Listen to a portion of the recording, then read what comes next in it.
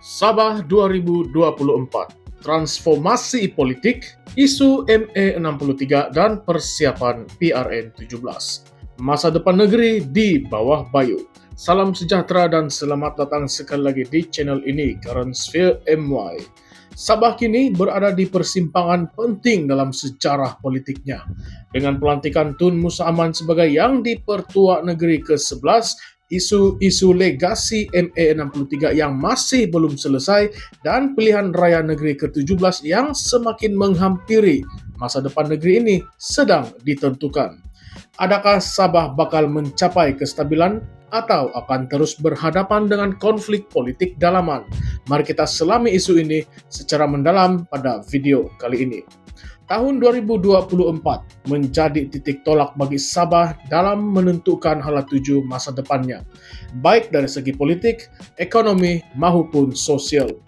Pelantikan Tun Musa Aman sebagai Yang di-Pertua Negeri ke-11 berkuat kuasa 1 Januari 2025 memberi isyarat jelas tentang percaturan politik yang sedang diatur di belakang tabir. Bekas Ketua Menteri Sabah paling lama berkhidmat itu bukan sahaja membawa pengalaman luas, tetapi juga pengaruh yang signifikan dalam memastikan kestabilan politik di Sabah. Pelantikan ini dilihat sebagai satu langkah strategik untuk mengimbangi dinamika politik yang semakin kompleks menjelang PRN 17 yang dijangka akan berlangsung selewat-lewatnya suku keempat tahun 2025. Dalam pada itu, Gabungan Rakyat Sabah GRS di bawah kepimpinan Datuk Seri Hajiji Noor semakin giat merangka strategi untuk memastikan kemenangan dalam PRN akan datang. Sebagai Presiden Parti Gagasan Rakyat Sabah ataupun Gagasan Rakyat, Hajiji menunjukkan komitmen yang sangat tinggi terhadap pembangunan negeri menerusi Pelan Hala Tuju Sabah Maju Jaya ataupun SMJ. Beliau juga terbuka untuk berunding dengan Pakatan Harapan serta parti-parti lain yang berkongsi matlamat yang sama dalam membela nasib rakyat Sabah. Langkah ini dilihat sebagai usaha untuk memastikan kestabilan politik pasca PRN, di samping mewujudkan satu kerjasama strategik antara kerajaan negeri dan persekutuan. Namun persoalannya, sejauh mana gabungan ini mampu bertahan jika kemenangan diperoleh? Adakah GRS dan PH mampu mengekalkan kerjasama erat mereka, atau ini sekadar strategi politik sementara untuk mengekalkan kuasa? Dalam perkembangan lain, PH Sabah juga mengalami transformasi kepimpinan apabila Datuk Iwan Benedik dilantik sebagai pengerusi PH Sabah untuk penggal 2024-2026. Sebagai Menteri Pembangunan Usahawan dan Koperasi, Iwan membawa pendekatan yang lebih inklusif dengan memastikan suara semua komponen PH seperti PKR, DAP, dan Amanah diambil kira dalam merangka strategi untuk menghadapi PRN. Namun, di sebalik kesepaduan yang coba dipamerkan, wujud cabaran besar dalam memastikan kerjasama ini tidak rapuh ketika berhadapan dengan isu-isu sensitif yang sering membelenggu politik Sabah. Di pihak Barisan Nasional pula, situasi kelihatan lebih kompleks. Meskipun pengerusi BN Datuk Seri Ahmad Zahid Hamidi memberi gambaran positif mengenai kerjasama antara BN dan PH di peringkat negeri, Datuk Seri Bung Mokhtar Radin pula memberi isyarat kesediaan untuk bekerjasama dengan parti warisan pimpinan Datuk Seri Shafie Apdal. Pertemuan antara Bung Mokhtar dan Shafie bagi membincangkan potensi kerjasama politik menambahkan lagi ketidaktentuan dalam lanskap politik Sabah. Walaupun wujud kesediaan untuk bekerja sama, tiada keputusan muktamad dicapai setakat ini. Persoalannya, adakah kerjasama ini sekadar satu bentuk permainan politik bagi memastikan pengaruh masing-masing kekal relevan di Sabah? Dalam isu berkaitan integriti dan rasuah, 8 adun Sabah dilaporkan disiasat oleh Suruhanjaya Pencegahan Rasuah Malaysia SPRM.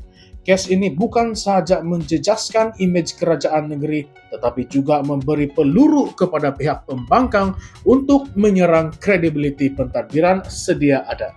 Setiausaha Agung DAP, Anthony Locke, memberi mandat penuh kepada pimpinan DAP Sabah untuk menangani isu ini dan mempertahankan integriti parti.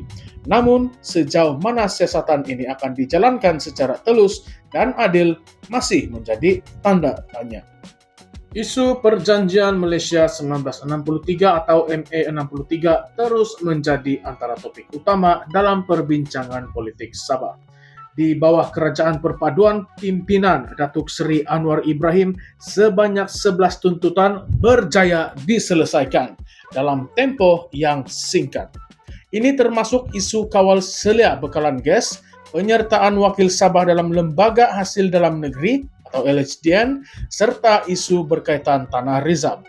Selain itu, Perdana Menteri turut mengumumkan cadangan menaikkan kadar pemberian khas Sabah dan Sarawak kepada 600 juta ringgit pada tahun hadapan. Namun, adakah langkah-langkah ini benar-benar memadai untuk menangani isu yang sudah berlarutan selama berdekat-dekat? Rakyat Sabah masih menantikan tindakan konkret yang dapat memastikan hak-hak negeri ini benar-benar ditegakkan. Di peringkat akar umbi, isu seperti kemiskinan, kos sara hidup yang meningkat, masalah pendatang tanpa izin, serta kualiti infrastruktur yang tidak memuaskan terus menjadi bebanan kepada rakyat Sabah. Walaupun wujud pelbagai janji daripada pemimpin politik, penyelesaian jangka panjang masih belum kelihatan. Isu-isu tempatan ini dijangka akan menjadi antara senjata utama dalam kempen PRN yang akan datang nanti. Namun di sebalik semua perkembangan ini, pertanyaan besar masih berlegar di minda rakyat Sabah. Adakah pelantikan Tun Musa Aman benar-benar untuk kestabilan atau sekadar satu strategi politik yang disusun oleh pihak tertentu? Adakah GRS PHBN mampu kekal stabil jika mereka menang dalam PRN 17? Bagaimana pula dengan isu integriti dan rasuah yang melibatkan pemimpin politik? Adakah isu MA63 akan benar-benar diselesaikan atau hanya tinggal sebagai retorik politik? Dan yang paling penting, siapakah calon ketua menteri selepas PRN 17? Adakah Haji Jinor akan kekal berkuasa? Atau Bung Mokhtar dan Syafi Abdal mempunyai peluang untuk merampas jawatan tertinggi negeri ini? Dan bagaimana pula dengan Dr. Jeffrey Ketingan? Apa pendapat Anda? Sabah berada di fasa penting yang telah menentukan hala tuju negeri ini untuk dekad seterusnya. PRN 17 bukanlah sekadar pilihan raya biasa, tetapi ia adalah penentu masa depan rakyat Sabah. Tinggalkan pendapat Anda di ruangan komen di bawah dan jangan lupa untuk like, share, dan subscribe untuk lebih banyak analisis mendalam dari Current Sphere MY. Sampai jumpa di video seterusnya. Sekian saja, terima kasih semua.